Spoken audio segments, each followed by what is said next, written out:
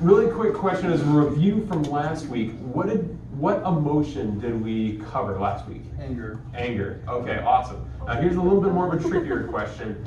What did we say anger was? Now I know this is kind of a lengthy definition, but does anybody know? I can say something that we learned last week about anger. Okay, go for it. That like all anger isn't bad. Like when it's directed towards something that's like causing us to sin. It's when we like are overly angry, we need to have self-control. Okay, yeah. So not all anger is bad, but it's passion. It's a desire. But if we're desiring something that's evil, or even if we're desiring something that's good, but if we let that desire rule over our personal need for holiness and causing us to sin, that's where anger becomes sinful. When we let our personal desires overtake our personal need for holiness. So yeah, you guys hit on the head. Now here's a even further back question.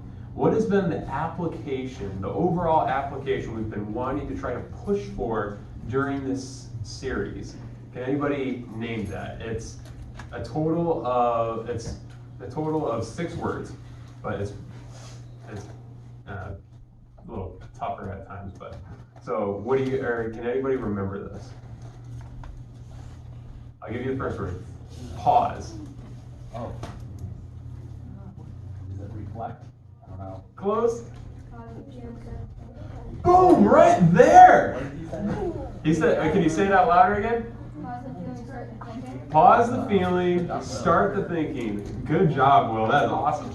So yeah, that's what we're looking at. Again, this is the reoccurring theme we're going to keep on seeing throughout this series. And this is with good and bad emotions. It could be something that's great, but sometimes we also have to stop and say, okay, why do I feel so great? And it might be something good where it's like, hey, you can praise God for that. Or maybe, okay, why am I feeling like this? Like I'm feeling horrible. And what is actually true in that moment? So this week we're going to be going through and finishing up our series portion on anger, but we're covering a more specific aspect of anger, which is bitterness. And one book that I know of that kind of illustrates this on a drastic measure is The Count of Monte Cristo. Now, how many of you have ever heard of that? Okay, I actually got a couple hands. I was kind of worried if anybody's going to remember that. But The Count of Monte Cristo follows a man that was engaged to a woman and then is betrayed by his closest friends, and they frame him saying that he was working alongside Napoleon. And because of that, he's then sent to this imprisonment island where no one can really escape. And at the same time, his best friend steals his fiance. So basically, in one instance, he loses everything. And while he's there, he harbors this hatred, and this bitterness starts to take over him. He plots this way to get off the island, and he finds this treasure and returns to his homeland as the Count of Monte Cristo. And it's through that he plots out his revenge, and he goes through and one by one taking out all the people that betrayed him. And even at the very end, at one point, his ex-fiance says, hey, I will leave with you if you abandon this quest for revenge. But because of the bitterness that constantly resided inside of him, he refuses and rejects the offer, and he ends up dying alone and miserable. Now, many of us might not find ourselves in that exact situation, but have you ever had a falling out with someone, then it didn't end well, and it resulted in you being bitter for quite a while? Or maybe you haven't told anybody, but you're still bitter about it. Or maybe you ask God, please God, heal this person. Heal my grandma, heal my uncle. God, please, can I have that person as my girlfriend or my boyfriend? Or better yet, maybe you ask God, God, please keep my parents together. And the opposite happens. And now you're here today, and you despise God because he let that happen. And today we're going to look at how do we handle the action that is with anger, bitterness. And so first, we have to answer the question, what is bitterness? So bitterness is the rehearsing the event that offended you, that caused you to get angry. And it's rehearsing that event over and over in order to give you a reason to be angry at that situation or that person. It's the constant reminding yourself of that situation. And most of the time, it's not just the facts.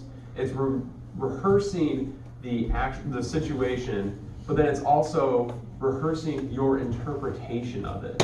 It's not even just, this is what this person said. It's, this is what this person said, and I think they meant this.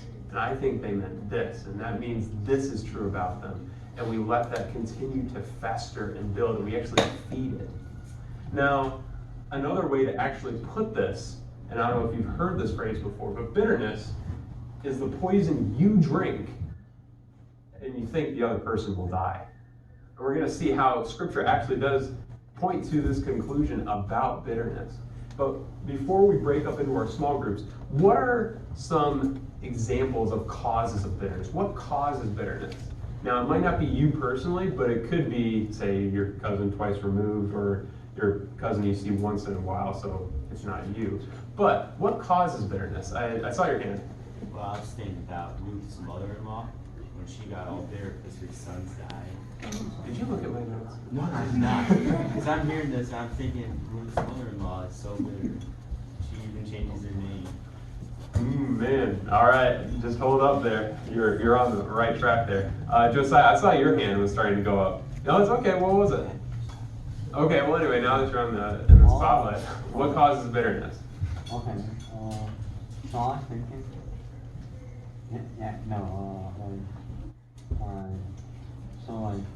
like unjustice. Oh, unjust. That, there you go. That's And being bitter towards you. Okay. Like, So snarky remarks. No, like injustice. Injustice? Yeah. Yeah, especially, and I have in my notes too that abuse can also cause bitterness, and that's something that's very real. But what else? What are some other instances? When Job was being, like, this is the opposite of it, like he wasn't bitter when God was, letting, Satan, like, take everything that he had. Mhm. He still remembered the Lord and he wasn't bitter. So if you didn't hear that, Larry was talking about Job, how this was an instance where he wasn't bitter, but there's instances where other people, everything's taken away from them and they do become bitter. Awesome. So what are some more practical ones that you think of, like some specific instances that people get bitter? Let's go for one more. It's really practical, and I always think of Naomi in the Bible when she literally loses everything, and she just kind of like changes her name and then changes who she is. And, yeah. Awesome, yeah. We got Naomi. I mean, we have these specific instances. I know some that also come up, and we'll see that in Naomi, is death. Death comes to us and it can result in bitterness. We have anger. We have jealousy because we see of what someone else has or what they got, and it makes us bitter towards them. We also have being cheated, or even our own pride causes bitterness to start to come up in our hearts. And we're going to break up into our small groups now, and I want you to look through these passages, and I want you to see, what do we learn about bitterness in these passages? Now, we're actually going to be looking at some of these characters, and one of them is Naomi. So you guys actually hit it on the head, where that's one of the key characters. But we're going to be looking at these passages. First, we're going to be looking at Ruth 1. And so if you have a smartphone, I'm actually asking you guys to take a picture of this.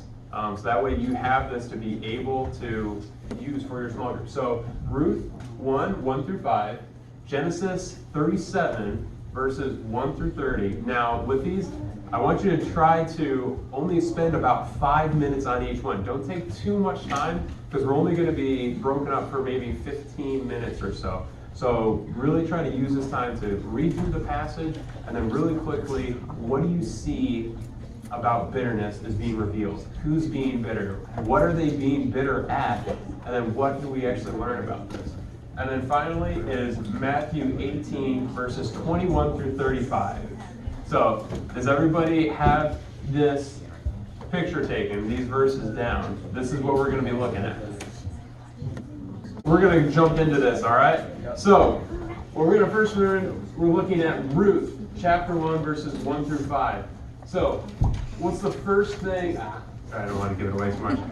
What happened? Okay. Bitterness can be directed at God. Okay, yes, you guys saw that, that's right. But what was, especially, who was the person that was bitter in that passage? Naomi. It was Naomi, okay? We hit that one over the head, like right in the very beginning. It's called Mara. She wanted to be called Mara, which means bitter. And then, again, you guys knocked on the head. You know, she changed her name to Bitter. Yeah, she changed her name to I am bitter. And we see this, and the reason being is Naomi lost everything. So she lost her husband, she lost her sons, and worse than losing your own family members, she lost the only means to be able to provide for herself. So basically from that point on, she's kind of on the last leg, where there's no way that she can provide for herself to live. And a response is to call her bitter. And she saw this situation God had given her and really had a hard time accepting it. And we see that as God had given this situation, she's bitter. And the audience is wondering, okay, is God going to keep his promise and look after the widow? Because that God had promised this in the Old Testament, in the law. He said that he will watch over the orphan and the widow. And so there's this tension of, okay, how's God going to do this? And we've already covered the book of Ruth to be able to see this. But a lot of times when people have that issue of bitterness, they direct it at God and they say, God, why me? Why did I have to go through this? But then I give away the next one. What did you guys learn in Genesis 37, 1 through 30? I'm sorry I didn't give you a larger portion of the text, but in a summary, what happened? Like in a couple sentences. Oh, I didn't want to do a summary. What? I didn't want to do a summary. Oh, you didn't want to do the summary? Alright, so Jacob has his son, and then he has his son when he's like super old. He loves and he favors his son. His son has dreams that says that he's going to rule his brothers, even though he's the youngest. Brothers get mad, sell him to slavery, fake his death to his father. Father's heartbroken and destroyed. And sorry. So yeah. So who's the one that's bitter in that passage? His brothers. And why are they bitter? They're jealous that his father is favoring Joseph. Yeah, they're mad because their father's favoring Joseph, and they have this bitterness come up, and it's more than just passive aggressive like words or gestures. They actually say, "Let's kill him." That escalated pretty quickly from, "Hey, he got a yellow coat or a pretty coat," to, "Hey, let's kill this guy." That's bitterness really pouring out there, and we see this in the text here. And I mean, what we can learn from this passage is that bitterness can be directed at people, and it's because of maybe they had success where we didn't, and we thought we should have gotten that. Or even if you think from Joseph's point of view, it would make sense for him to want to be bitter because his own brothers sold him into slavery, and they actually were wanting to kill him. And so you wonder, how's Joseph doing with this? And we're going to hint on him really briefly in the next couple minutes. So the next one we have is Matthew 18, verses 21 through 35. So can I have someone give me a summary of just a couple sentences? What happened? So this guy owed his master a huge debt, and then he begged his master to forgive him when he demanded it, and he did. But then he goes to somebody that owes him money, and it's not much, and he demands it, and when he can't give it, he pretty much chokes and throws him in prison.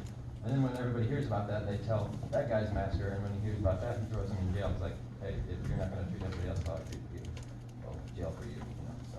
Yeah, honestly, that sums it up in like 60 seconds, so that's great. But yeah, we see that, this is what happened. And this debt that this first servant owed would be in our day in the billions. So this isn't something that, oh yeah, I'll just let it slide. It's like, No, this is a big investment we're losing here. And this king forgives him of this. And this slave goes out and tries to extract money from a guy that owes him like $50. And what does this remind you of? Someone that had a huge debt that couldn't be paid. What does that remind you of? All of us. All of us? Yeah, like how God paid our debt. How God paid our Jesus. debt? Yeah, Jesus. Yeah, exactly. We had that debt where we couldn't pay it back. Where we, even if we could be perfect for one day, it would not be able to make up for all of the times that we even had a sinful thought. God desires perfection and holiness. And because of that, he has to punish sin. And so, because of that debt, God has to punish sin. And when Christ took our place on the cross, God forgave us all of our sin, taking it out of the way and nailing it to the cross, as Colossians says. And Jesus here in this passage says, and he's referring to believers here in this passage, and about how one believer interacts with another believer, where he says that if you do not forgive, then your Father's in heaven, God, is going to put you through discipline until you forgive that offender.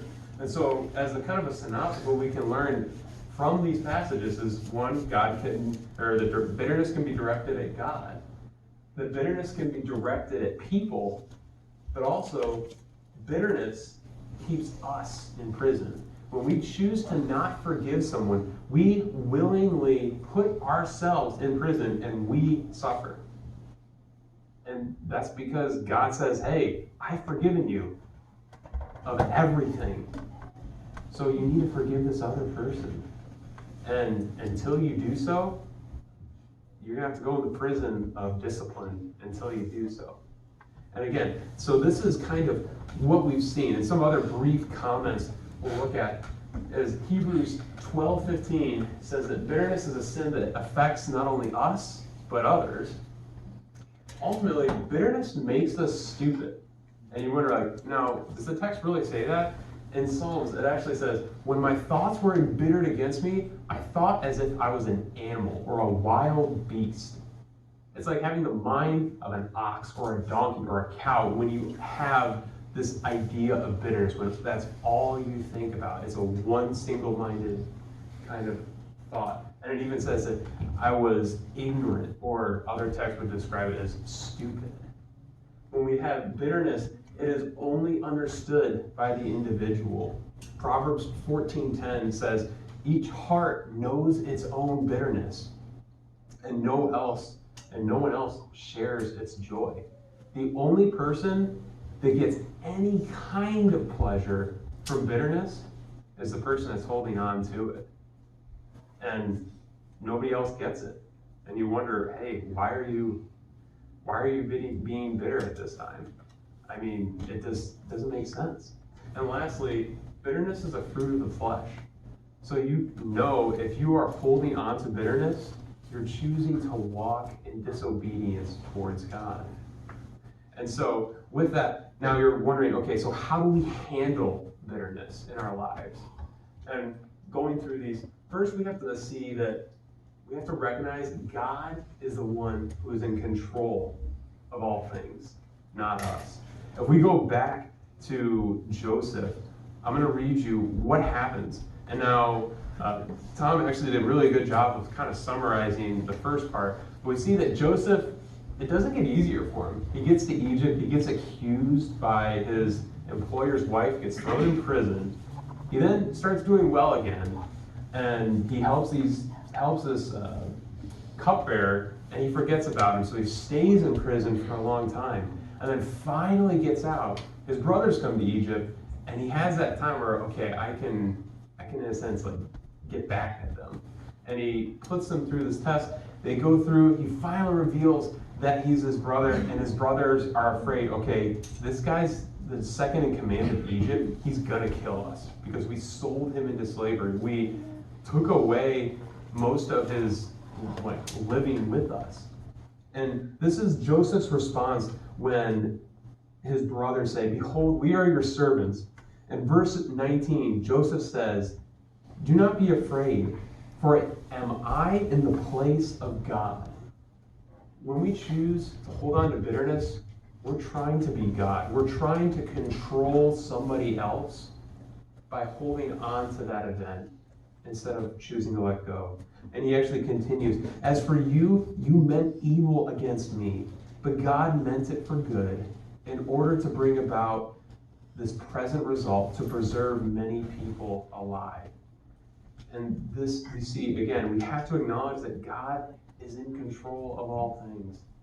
Secondly, we have to choose to forgive just as God has forgiven us. Again, the only way we can actually forgive somebody from the heart and be set free from our own bitterness is if first and foremost we have been forgiven from God. Now again, this is not saying, okay, if I just choose to forgive people, then I'm forgiven of God and I'm okay. Like, it's not, okay, this is how you earn forgiveness. No. First, you have to come to God and realize, God, I'm a sinner. That unless if you pay the penalty for my sin, unless if I place my trust in what you've done for me, I'm a goner. And that's the idea here. We have to place our faith in what Christ did on the cross for our sin, and that he paid that debt, that billions and billions of dollars worth of debt on the cross for us. And that's only how we can even have forgiveness to give. And lastly, we must choose to receive, restore, and bring restitution to the relationship.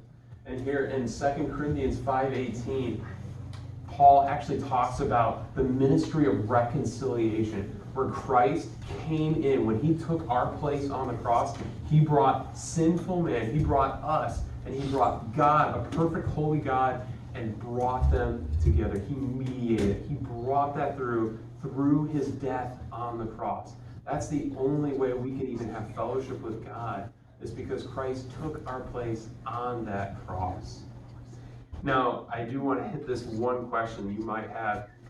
What if somebody has hurt me, or especially has committed a crime against me? And you might be wondering, should I just forgive the person and not seek justice? Or do I just let that go? And we have to see, what do we know to be true about God? Because what is true about God is how we are to live out as revealed in his word. And so we see first and foremost that God is a God of forgiveness. That Ephesians 4:32, we can't get around that. We have to forgive as we've been forgiven.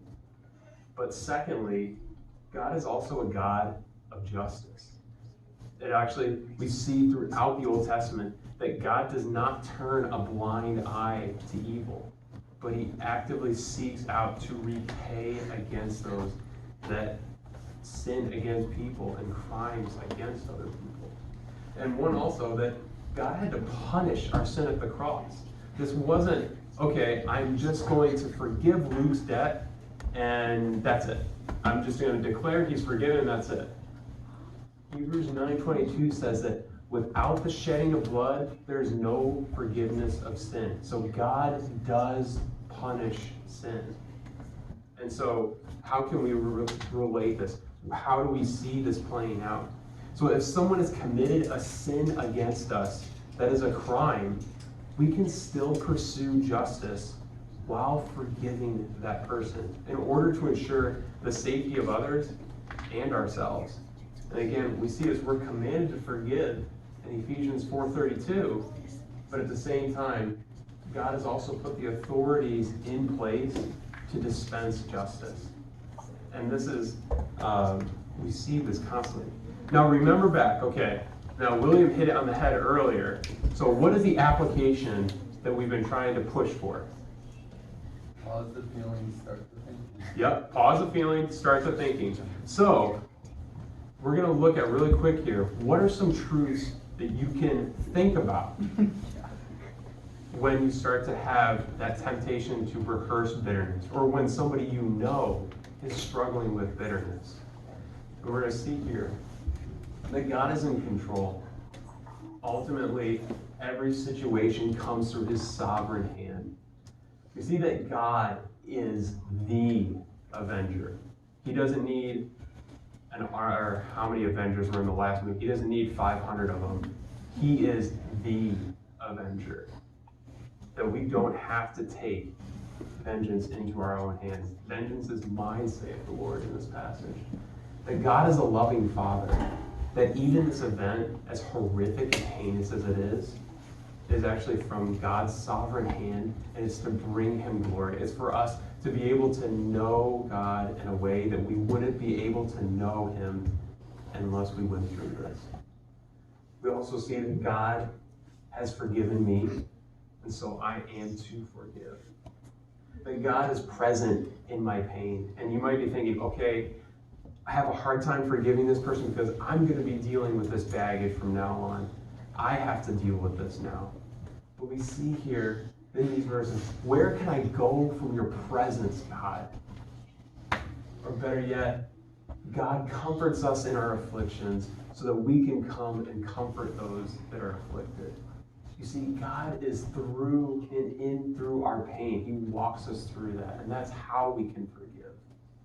And finally, we see that God has a purpose, that the pain isn't pointless. That especially one of my favorite verses is Job 42:5, where someone had mentioned earlier how Job lost everything, and God allowed Satan to take away all these different things in his life. And so he wonders, how am I supposed to, and he goes through this, and at the very end, Job comes to this conclusion after talking with God, that before I heard of you, but now I see you. And that's one of the greatest encouragements, is even through times where we're sinned against, that we can, through that time, through crying out to God, we actually can know God in a deeper way that most people will never even understand. And that's the joy we can take in this. And so what? So if you were to come back again, the main application we want to start thinking about is pause the feeling, start the thinking. What do you know to be true about God? Because your feelings will change, but if what you know about God is from his word, that doesn't. And that's what actually can fuel your obedience, because you act on what you know to be true. So bitterness is, in a sense, locking yourself in a prison. And the only way you can get out is believing God is in control, and forgiving is the only key to let you out. And so we're actually going to go, and there's a video I wanted to show you, because there's actually a recent example of forgiveness that I think is amazing to watch. And to give you a little bit of a background, last year there was an incident where an off-duty police officer shot a man through a misunderstanding. She went into the wrong house after a late shift, and the victim's brother had a chance to confront his brother's killer. And this was his response through that. Could I actually have somebody hit the lights for this? Go, Brian, go. Go, go, Tyler.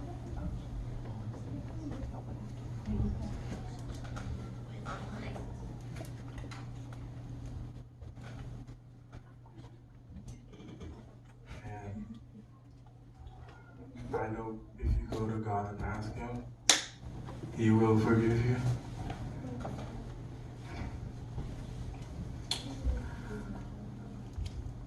And I don't think anyone could say it. Again, I'm speaking for myself, not even bad for my family. But I love you just like anyone else. And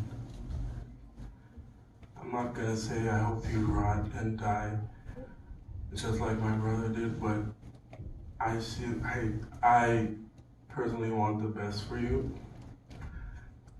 And I wasn't gonna ever say this in front of my family or anyone, but I don't even want you to go to jail. I want the best for you. Because I know that's exactly what both of them would want you to do.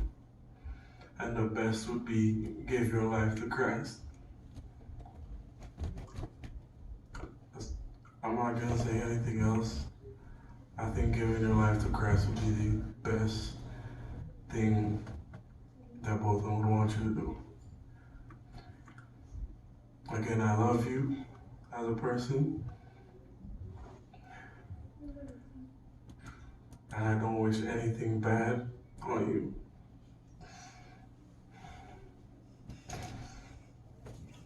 I don't know if this is possible, but can I give her a hug, please?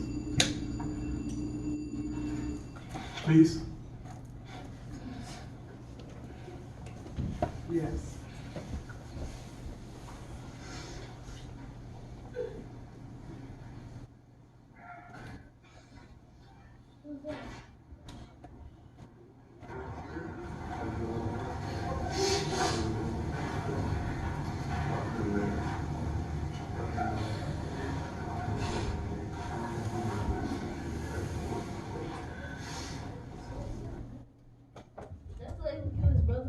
Yeah.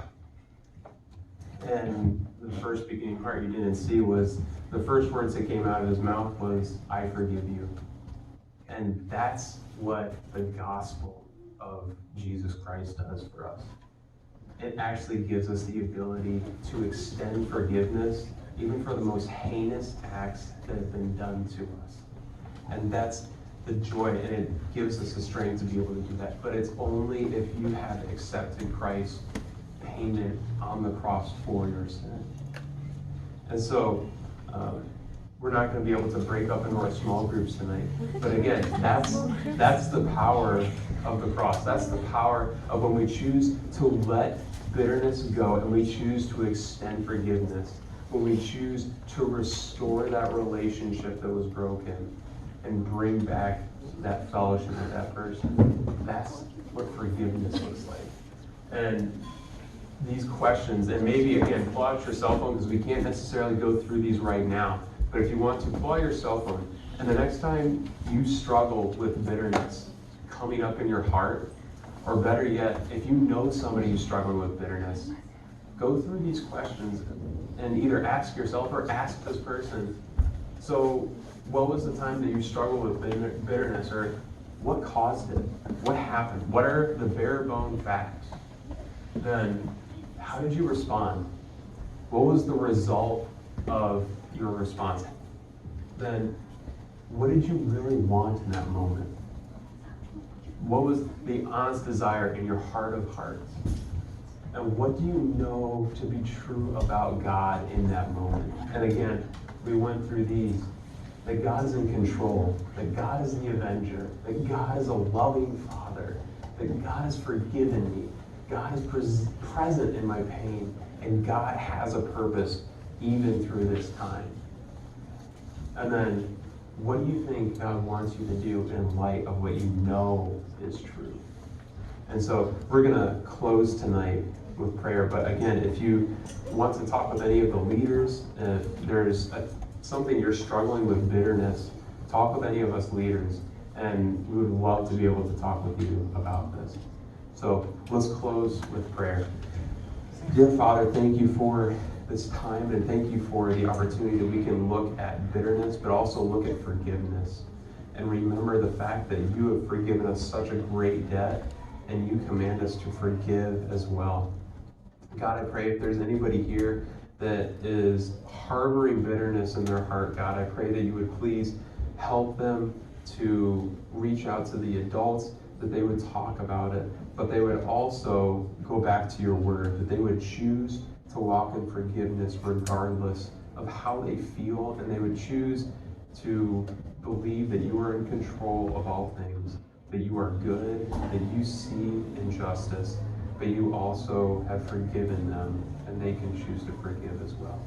We thank you, and I pray that you would keep us safe on the roads tonight as we go home, and that you would help us to have a refreshing and revitalizing time at Freeze Out this weekend. In your holy name we pray. Amen. Okay.